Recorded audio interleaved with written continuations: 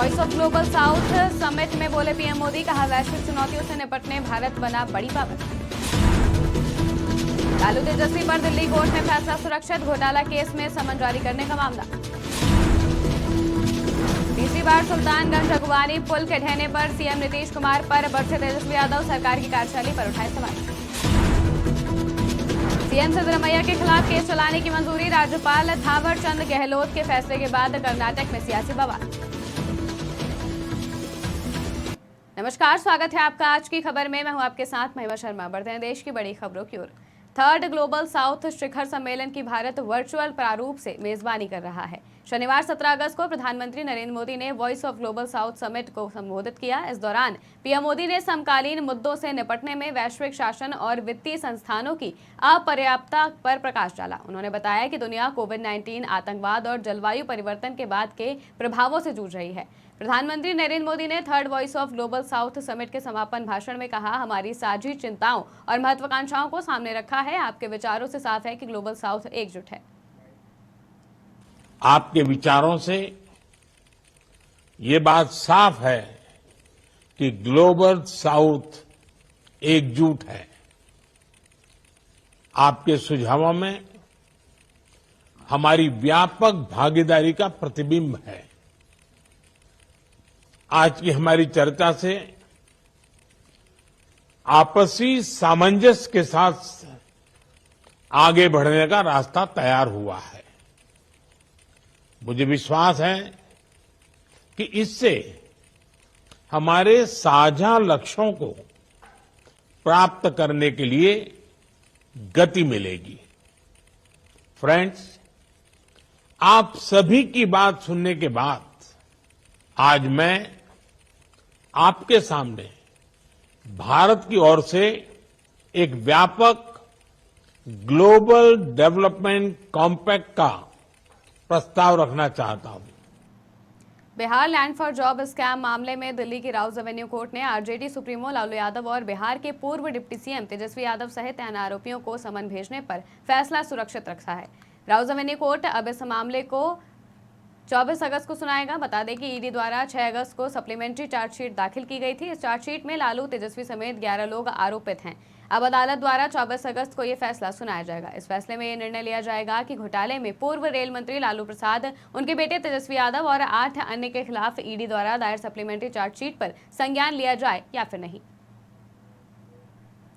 तीसरी बार सुल्तानगंज अगवानी पुल के ढहने की खबरों पर आरजेडी नेता तेजस्वी यादव ने शनिवार को बिहार की नीतीश सरकार को आड़े हाथों लिया। उन्होंने कहा कि जब पहली बार पुल टूटा था तब तय हुआ था कि पुल को तोड़कर फिर से बनाया जाए। जब हमारी सरकार थी तब पुल टूटने के कारणों की जांच के लिए एक कमेटी बनाई गई थी और उसकी रिपोर्ट के आधार पर कार्रवाई होनी थी। लेकिन अब स्थिति है कि नीतीश कुमार के राज में लगातार छोटे पुल और बड़े पुल टूट रहे हैं।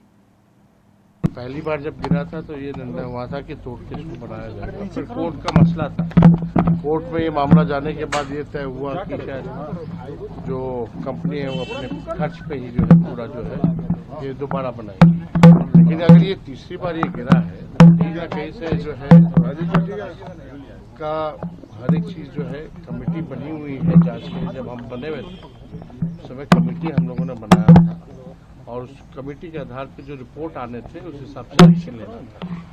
अब देखना पड़ेगा कि उस कमेटी का क्या रिपोर्ट है, क्योंकि हम जरूर कहेंगे कि उसकी जांच होनी चाहिए। कहाँ लीकेज हुआ है, कहाँ कमी हुई है जिसके चलते पुल टूट रहे हैं। एक पुल नहीं, सीरीज ऑफ द पुल टूट रहे हैं।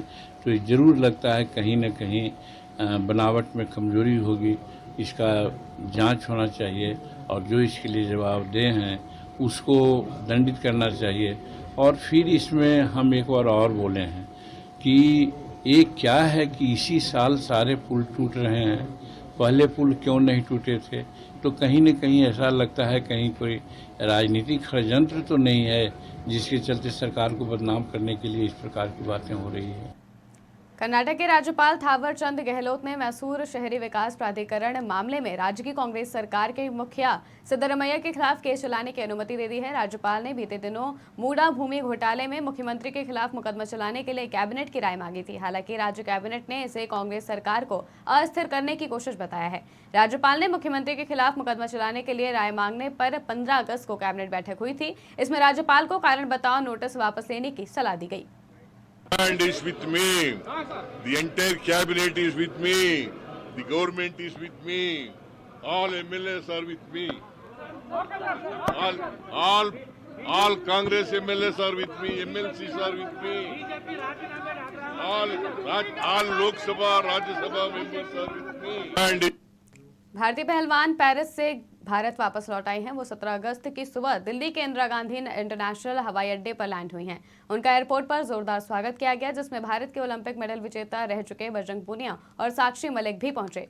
विनेश का एयरपोर्ट पर खूब नाच गाने के साथ स्वागत हुआ।